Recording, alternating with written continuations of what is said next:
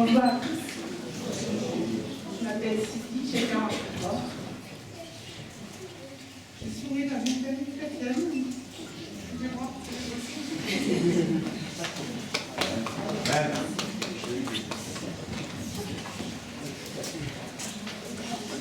J'allais à l'école du dimanche et j'ai travaillé en entier. J'ai une enfance un peu différente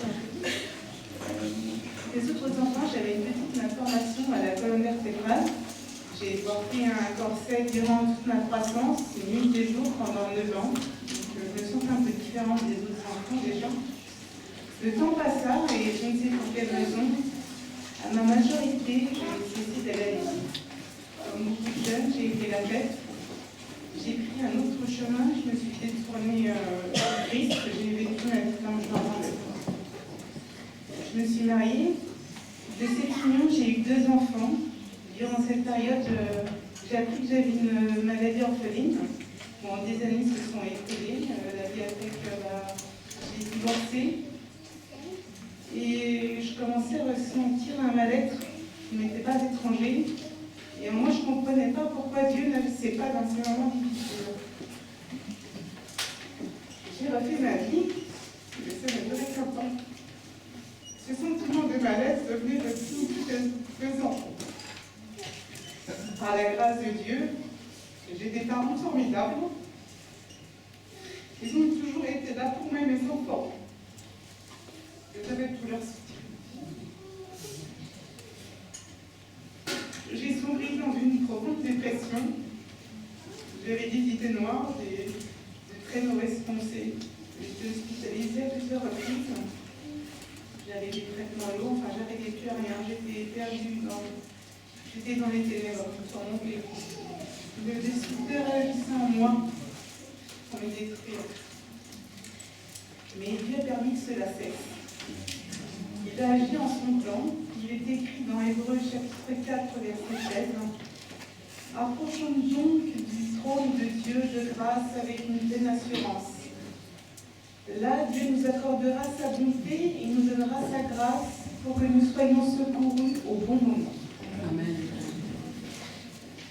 Et le temps était venu. J'ai fait la connaissance de Ludovic, qui est là me faire connaître réellement l'amour de notre Seigneur Jésus par sa connaissance de la parole de Dieu et de la souffrance qu'il a subie pour moi. Il m'a soutenu après des moments très difficiles. Il m'a beaucoup aidé à persévérer et à compter sur Dieu. Il continue à soutenir car Dieu avait mis dans son cœur de persévérer dans l'amour et de semer sa parole. Je ne devais pas cesser de m'aider car la victoire vient. Mon retour vers Dieu n'a pas été sans peine. Je devais trouver un refuge et de l'aide. J'ai fait la connaissance du pasteur Jamel. Je suis venue plusieurs fois à l'église. C'était pas facile de rester concentrée spirituellement, j'étais pas à l'aise. Mais lui ne voulait pas que je retourne dans le droit chemin. J'ai persévéré à venir et écouter la parole de Dieu. J'ai également fait la connaissance de Patrice et son épouse Corinne pour venir au cours de maison. Cela m'a beaucoup aidé à apprendre et comprendre l'enseignement de la parole de Dieu. Petit à petit, Dieu a commencé à restaurer mon cœur. Lors d'un culte, Jamel a fait un appel si des personnes voulaient être baptisées. J'ai levé la main, j'ai tourné mon regard vers Jésus, je l'ai cherché, je l'ai trouvé. J'ai intégré le groupe de baptême et j'ai encore beaucoup appris. La repentance, le pardon, l'amour de Dieu. Mes péchés sont pardonnés car je me suis repentie et je crois en lui. Il est mort à la croix pour moi. Il a versé son sang pour le rachat des fautes. Dans Romains 5, verset 8, il est écrit « Mais voici comment Dieu nous montre l'amour qu'il a pour nous. Alors que nous étions encore pécheurs, Christ est mort pour nous. » Donner ma vie à Christ est la meilleure décision que j'ai faite de ma vie. Je crois en Dieu notre Père. Je crois en Christ, son Fils. Je crois en son Saint-Esprit. Je crois en sa résurrection. Je crois à la vie éternelle. Dans Tite, chapitre 3, versets 7 à 8, mais quand Dieu, notre Seigneur, a révélé sa bonté et son amour pour les hommes, il nous a sauvés. S'il l'a fait, ce n'est pas parce que nous accomplions des actes conformes à ce qui est juste, non. Il nous a sauvés parce qu'il lui a compassion de nous, en nous faisant passer par le bain purificateur de la nouvelle naissance, c'est-à-dire en nous renouvelant par le Saint-Esprit.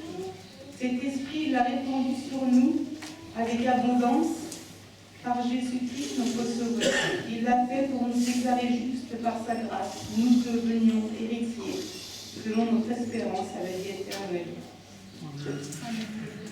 Après tout ce que j'ai vécu dans les moments les plus sombres de ma vie, Jésus était là. Je n'avais qu'à l'accepter dans mon cœur. Désormais, je suis libre et heureuse. J'ai lâché prise, car il est le chemin, la vérité et la vie. Je ne retournerai pas en arrière. La route est longue, mais je vais persévérer, car il sera toujours à mes côtés. Il y aura encore des épreuves, mais je ne serai plus seule à les affronter. Merci Ludovic d'avoir tenu bon mes côtés. Pour ton amour pour moi sincère, ta persévérance et ta conviction que Jésus m'aime et pouvait changer la vie, me sauver. Je t'aime sincèrement. J'ai une pensée toute particulière aussi pour mes enfants. Là, j'ai que ma fille qui est présente. Ça n'a pas été facile pour elle d'avoir une maman coïncidente. Pas été à la hauteur. Je ne suis pas trop là pour vous. Mais vous savez que je vous aime trop fort. Je remercie mes parents d'avoir veillé sur moi et sur mes enfants. Je veux dire que j'aime aussi mon frère et ça a toute ma famille qui est là. Je l'aime vraiment très fort du fond du cœur. Je remercie aussi Jamel, Baptiste et Corinne pour leur écoute et leur accompagnement. Je finirai par ceci. Lorsque nous trébuchons et chutons, ça tombe que nous pensions que nous ne sommes pas assez bien pour nous relever et reprendre le droit chemin.